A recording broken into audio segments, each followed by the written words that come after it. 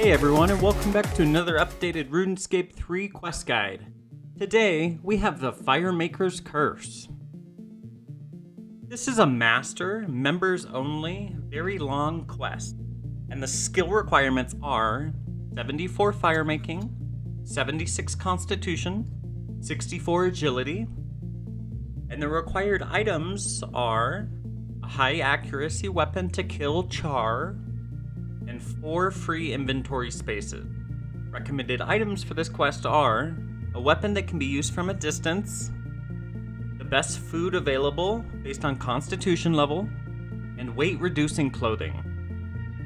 Armor will only hinder you in this quest, so leave it behind to keep your weight down. And wear weight reducing clothing such as a spottier cape, boots of lightness, or wicked robes. It may also be handy for you to change your graphical settings so that your lighting detail is set to low. To start this quest, travel to the starting location south of Eagle's Peak Lodestone and talk to Phoenix. Once you arrive, talk to any of the Firemakers to begin the quest. A cutscene will ensue where you will be introduced to Emmett, Flint, Isis, Lena, Phoenix, Sarah, and Twig. They will explain to you their desire to find long-lost firemaking knowledge, which came to them in a dream. They will ask you to protect them as they go through the caves, and you will agree and begin the quest. Upon entering the caves, you will enter a room with several red fires. Flint will give you a pitch can, which allows you to create fires in front of you without logs, and you can also right-click on the pitch can to make a fire here option, which will create a fire where you are standing. Your first order of business is to light fires so that you create an arrow pointing out of the cave. Once this is complete, a cutscene will occur where your characters will join in the middle of the room, and the ground will begin to shake, and everyone will fall through the floor into the next room. Use the solution given to correctly make the fire. The second room will be dark, so you will have to light the fire pit next to you to illuminate everything. The Firemakers will lament about being trapped and are scared of some of the monsters attacking them. In the center of the room is a Firemaking Journal, Chapter 1. After you take it, you will have a Firemaking Journal 1 in your inventory, and another cutscene will occur with a spirit, Char, confronting you and the group, and then again extinguishing the fire. Once you relight the fire, you will see that Phoenix has been killed because Emmett became possessed. The spirit says that this is part of her game and that she will allow you to pass through the next camp, but you must identify who she's possessed to prevent any more death. The third room contains yet more red fires in a pattern that is in the journal and given on the screen. Complete the pattern to trigger another event where Char will begin dropping large boulders around the room whilst dimming the light. You must avoid the boulders as they fall, or you will be hit for high damage, and collect them and add them to the rock pile east of the room to create a pile you can climb over in order to reach the next exit. You can only carry one rock at a time, and Char will be dimming the lights, so you will have limited time to do this. Now, you will be in the fourth room, and you will need to light a fire to illuminate everything again. The Firemakers will rejoin you. You can grab the Firemaking Journal Chapter 2 in the middle of the room, which will turn your journal into the same. This will trigger yet another dialogue where you can gather more information from Char by going through various dialogue options. You can then pick a Firemaker who you think has been possessed. The first person to be possessed is Twig. Click on the pillar closest to the fire and choose Twig to tie him up. Relight the fire and proceed to the next room. The fifth room contains 2 different colored fires, red and yellow, arranged in the pattern of a fire, with the red on the outer and the yellow on the inner. The room also contains red powder and yellow powder, which allow you to change your fire's color. A total of 5 yellow fires and 5 red fires need to be lit. Use the solution on screen to fill in the missing fires. Upon completing the puzzle, Char will summon a wall of fire, and you should run through the gaps so that you don't take damage. After surviving 2 different walls of fire from random directions, proceed to the next room. The lights will dim after a short time, dealing 50 to 100 damage every few seconds. Lighting the fires postpones this effect. The sixth room is an agility labyrinth puzzle. You need to push pillar switches to clear the path to the exit while lighting fire pits to keep the room lit to avoid extra damage. Follow the instructions on screen to complete the puzzle. There are small cutscenes that show what happens each time you push a pillar, which makes it quite clear to do next. Go to the west, jumping as far as you can, and light the fire there, then push the pillar. It will show you that the pit to the far east can now be lit. Go to the east pit and light it, then push that pillar. Head towards the west pit again, but just before reaching the pit, go north and jump the pillar that has appeared in the center, and push the pillar there. Now, go to the east and light the pit and push the pillar there.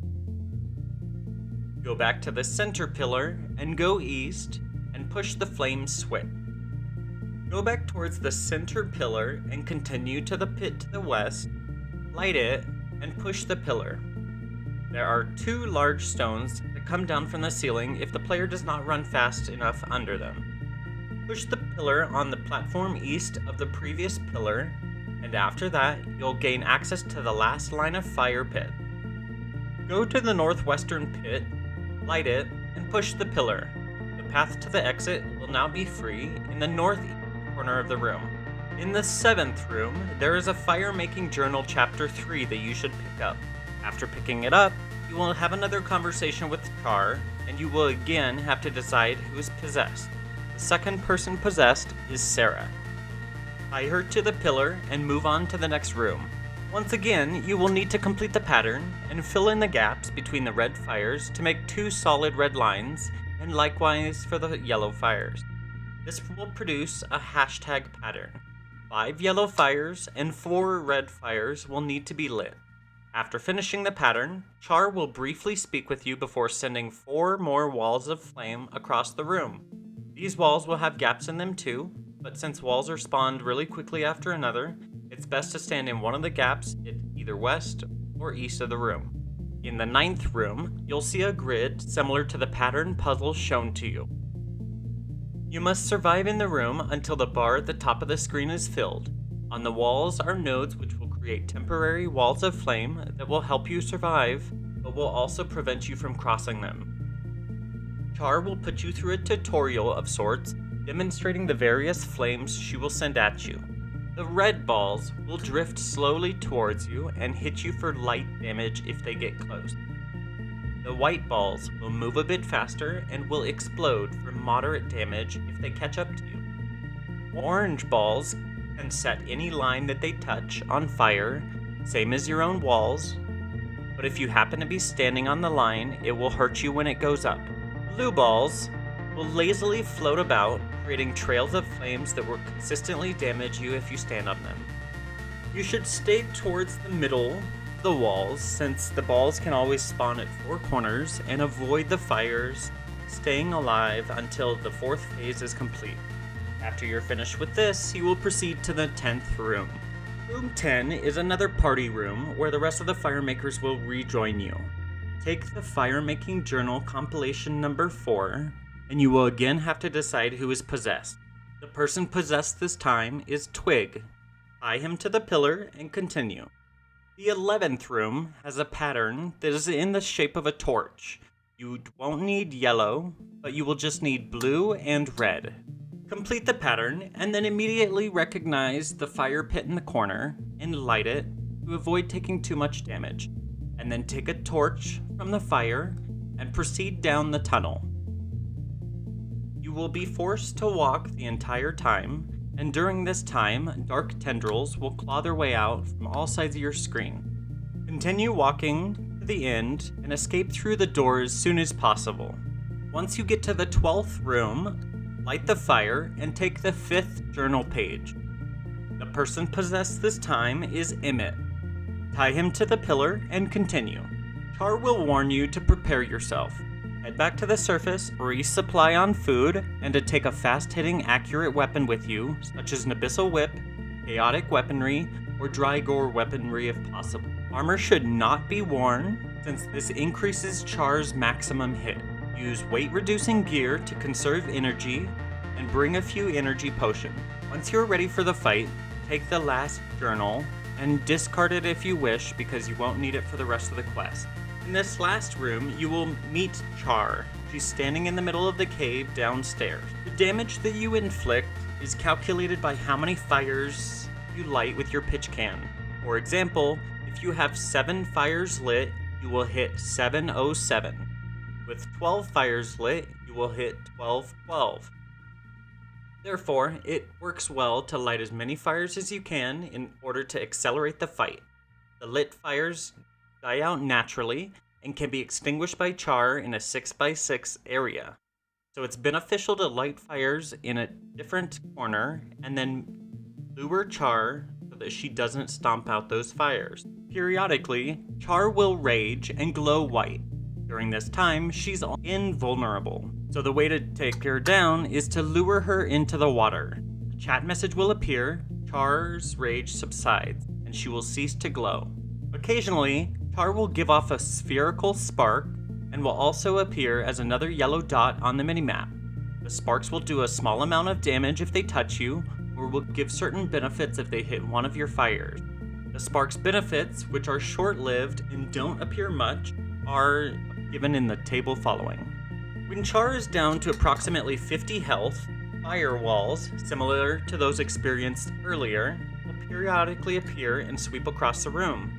Make sure that you dash into one of the gaps to avoid damage and continue the fight. Once Char has been defeated, she laments her death, and the Firemakers, who somehow become free, join the player and can speak to Char again to gain some final information about Char and Zeros. The player should then exit the room and speak to one of the Firemakers to end the quest and to gather the rewards. Congratulations! Quest complete!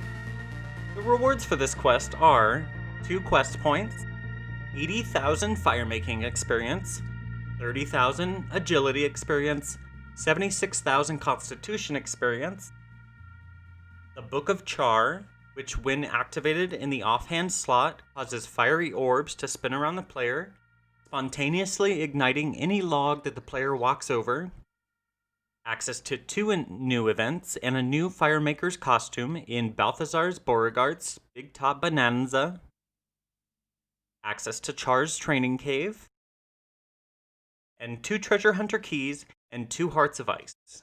That's it for today's quest. Stay tuned for another, and don't forget to hit that like, subscribe, and bell icon so you don't miss any future videos.